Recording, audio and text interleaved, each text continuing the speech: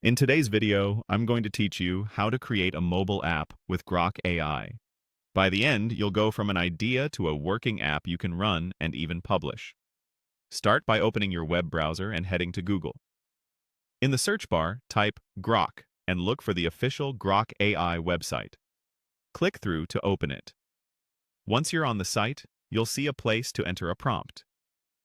This is where you explain what you want to build. Be clear and specific so Grok can generate useful code.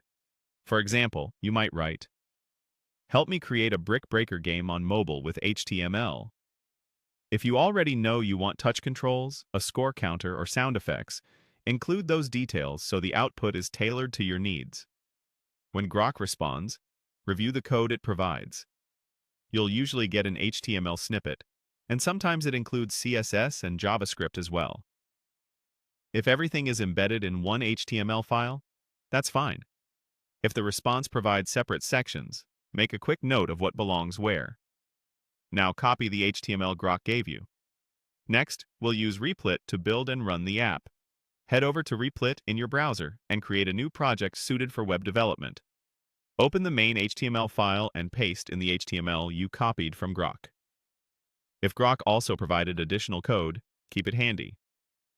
Replit makes it easy to organize your files, so you can paste CSS and JavaScript into the appropriate places if needed. Inside Replit, add a short instruction like, "Build this app," to guide any integrated tools or AI helpers, and then follow the on-screen prompts. Replit may suggest changes, install dependencies, or organize your project for you. Let it complete those steps. If you see any warnings or errors, read the messages carefully. They usually point you to the exact line to fix, such as a missing tag or a file reference that needs updating. Once Replit finishes, click Run to launch the app.